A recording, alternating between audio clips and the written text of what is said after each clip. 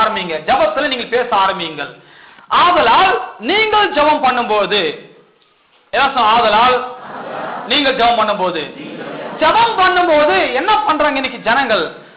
ஜபம் பண்ணும்போது பிரச்சனைகள் சொல்லிக் கொண்டிருக்கிறார்கள், ஜபத்திலே பிரச்சனைகளுடன் விவரித்துக் கொண்டிருக்கிறார்கள். ஜபம் என்பது பிரச்சனைகளை விவரிக்கிற நேரம் அல்ல. ஜபம் என்பது பிரச்சனைகளுக்கு தீர்வு உண்டாக்குற வேலையாய் இருக்கிறது. ஜபம் என்றால் சுருக்கமா சொல்றேன் பாருங்க. ஜபம் என்று சொன்னால் பிரச்சனைகளையே திரும்ப திரும்ப சொல்லுவது அல்லவே அல்ல. அதுக்கு பதிலாக பிரச்சனைகளை பார்த்து பேசுவதுதான் ஜபமாய் இருக்கிறது. ஜபம் என்றால் என்ன? பிரச்சனையை பேசுவது ஜபம் கிடையாது.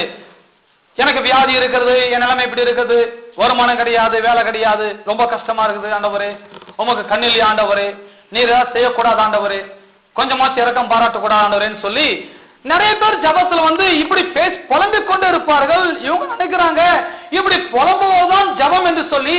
ஜபம் என்று சொன்னால் புலம்புவது கிடையாது. ஜபம் என்று சொன்னால் பிரச்சனைகளே சொல்லிக் கொண்டே இருப்பதும் கிடையாது. ஜபம் என்று என்றால் என்ன? ஜபம் என்று சொன்னால் உங்கள் மலைகளை போன்று இருக்கிற பிரச்சனைகளை பார்த்து நீங்கள் பேச வேண்டும். மலையை போன்று இருக்கிற பிரச்சனையை பார்த்து பேசணும். வியாதி சில பேருக்கு மலை போன்று இருக்கும். இந்த வியாதி தான் வாழ்க்கையில எல்லா பிரச்சனையும் தடையா இருக்கும், எல்லா காரியங்களும் தடையா இருக்கும். அப்ப ஜபத்துல என்ன செய்ய போறீங்க? வியாதியை விவரிக்க போறீங்களா? தேவையே கிடையாது. வியாதி தேவனுக்கு ஏற்கனவே தெரியும். உங்களுக்கு வியாதி இருக்குன்னு தெரியும், என்ன வியாதி அவருக்கு நல்லாவே தெரியும். இந்த வியாதிக்கு தீர்வு உண்டு பண்ணிவிட்டார் அவர்.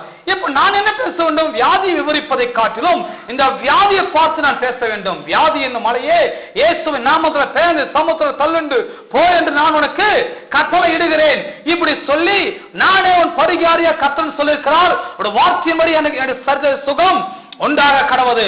அவர் தழுவுகிறார், நான் இப்போது சுகமாகிறேன். அவர் நப்பத்தின் தண்ணீரையும் ஆசுத்தி வியாதியை விட்டு விலக்குவேன் வாக்கு பண்ணிக்கிறார். அந்த வார்த்தை என்னுடையது, எனக்கு சொந்தமாக கடவுது. இந்த வார்த்தையின்படியே என் சரீரம் பூரணமான சுகம் உண்டாக கடவுது என்று சொல்லி இந்த வியாதியை பார்த்து எப்பொழுதும் இரவும் பகலும் 24 மணி நேரமும் நான் இப்படி பேசிக்கொண்டே இருக்கும் போது, வியாதிக்கு ஆப்போசிட்டா நான் பேசும்போது வியாதி என்னை விட்டு விலகி போக ஆரம்பித்து விடும். எதனாம சொல்றீங்க? அப்போ ஒரு பாருங்க, எல்லாமே அப்படிதான். உங்களுக்கு பிடிக்காத ஒரு ஆளு நீங்க அவர் நிறுத்தணும்னு சொன்னா அவர் பேசுறதுக்கெல்லாம் நீங்க ஆப்போசிட்டா பேசினா உங்ககிட்ட வரப்போறதே கிடையாது.